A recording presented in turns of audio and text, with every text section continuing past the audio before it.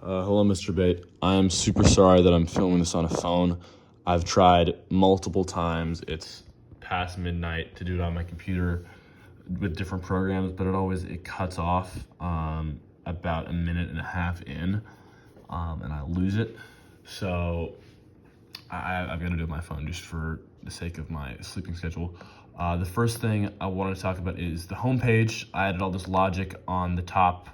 And I'm very proud of it, but what it relies on is something I'm even more proud of, the individual username session variable. I convinced everyone to use this variable instead of, let's say, individual password. And that is because it's so much more helpful for all of us debugging, understanding how things are implemented. Because the password is being hashed constantly. You can't look in the table and see what's what. You can't inspect really as well as you could if it was the individual username. And what that means is that I can cut this out, and I can cut that section out and replace it with my ForTest, which is my individual account I use for debugging and everything. And I can instantly just change the page to work with that. But this is the thing, and it uses that variable. If there is nothing saved in that session variable, when someone opens this page, it will display all of these.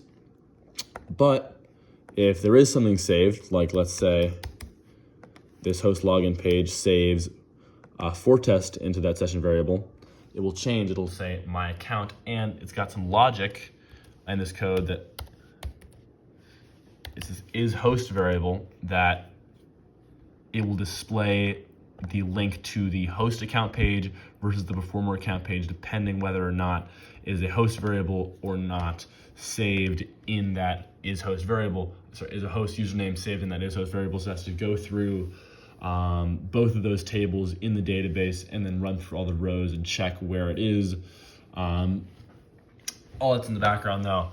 I can get ahead in here. I did do all the linking for between all the pages. I set up the whole ecosystem like that. And then I also added this to each page. It's a little home button that can take you back. It's very cute. It's got the hey busking everything. And I had to redo all the linking between the pages in the order which you go through them when they changed the home page, but that happens. So we go here. I'm super happy with how this turned out. It's very pretty. Let's look at the register a venue part. I've already registered a venue for this account. It's called Placeholder. But this is all cool. You get it all. This is the code for it. It's got, of course, my baby at the top, individual username, which is super helpful.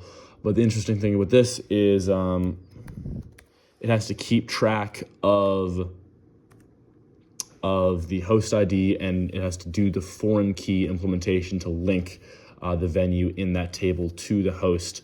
And then when you do the event, it's got to be like double. But that's all here. It's cool. Host ID, row ID.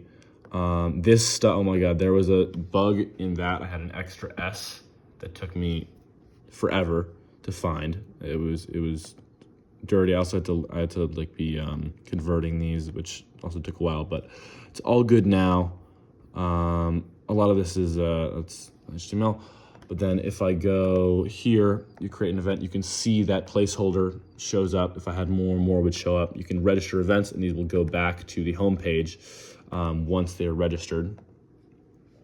Something I'm so proud of, I mentioned this in my writing, is the start date time. I used this script, flat picker, from referencing the library. It was so convenient. Took me so much less time than I would have otherwise.